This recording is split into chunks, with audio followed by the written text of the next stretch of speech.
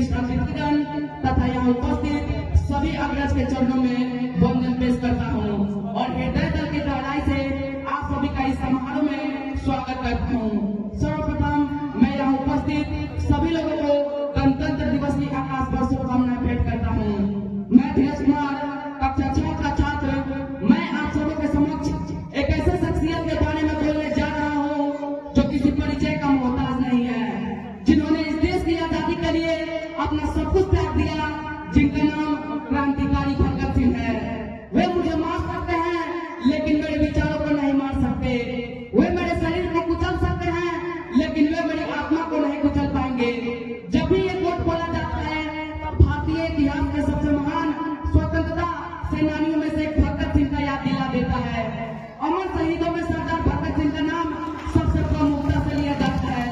भगत सिंह का जन्म 28 सितंबर 1907 को पंजाब के ललपुर जिले के बंगा गांव के देशभक्त सिख परिवार में हुआ था, जिनका उन पर अनुकूल प्रभाव पड़ा।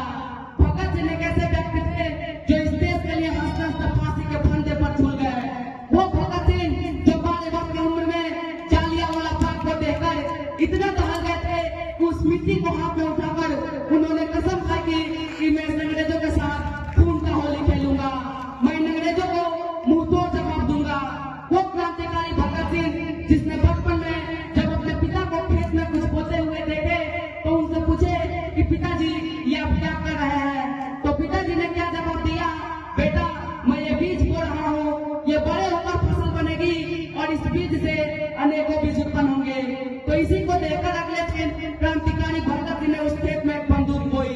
जब पिताजी ने सवाल किया तो उन्होंने जवाब दिया कि पिताजी इस एक बंदूक से हजारों बंदूक निकलेंगे जिससे मैं इस अंग्रेजों का खात्मा करूंगा।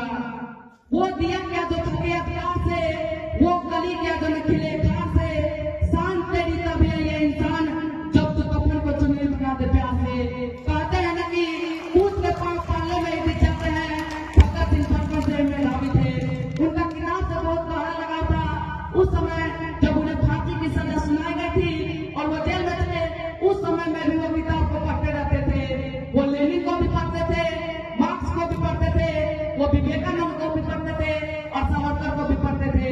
इसलिए अलग अलग किताबों को पढ़ने से उनके पास ज्ञान और समझ भरपूर था।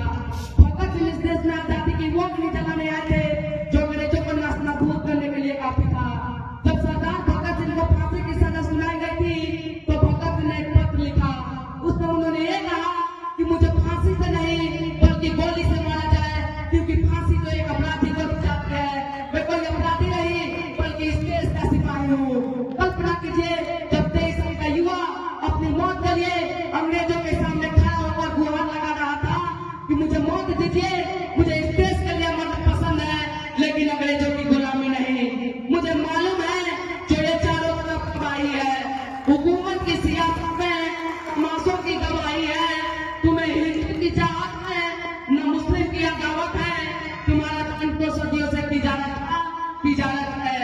तुम्हें मुजरिम कहूँ कैसे, तुम्हें मुजरिम कहूँ कैसे, तुम्हें अदालत में तुम्हारा जुर्म को साबित करूँ कैसे।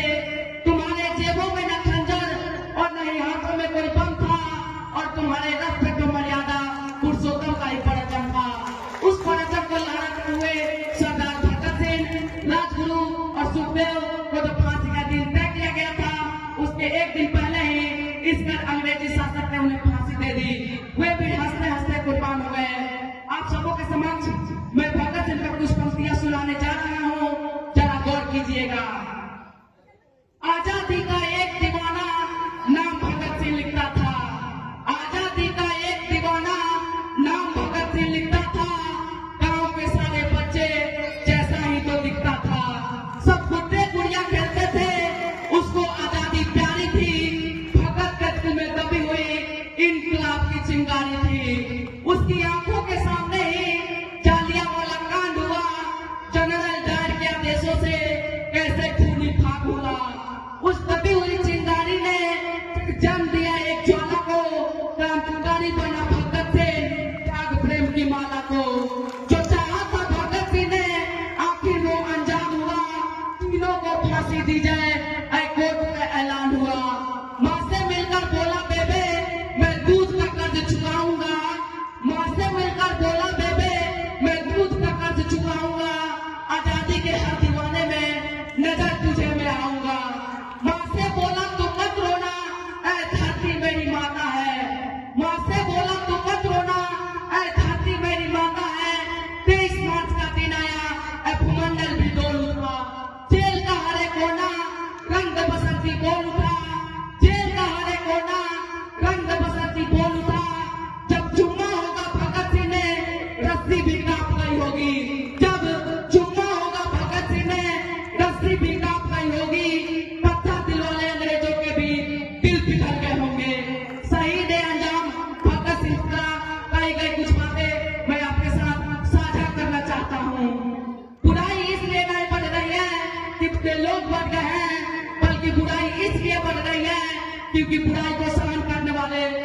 लोग बन गए हैं। जिंदगी तो सिर्फ अपने कंधों पर जी जाती है, दूसरे के कंधों पर तो सिर्फ जनाजे उठाए जाते हैं। इस कदर वाकिफ है मेरी कलम मेरे जज्बातों से, अगर मैं इश्क लिखना भी चाहूँ तो इनकलाब लिख जाते हैं।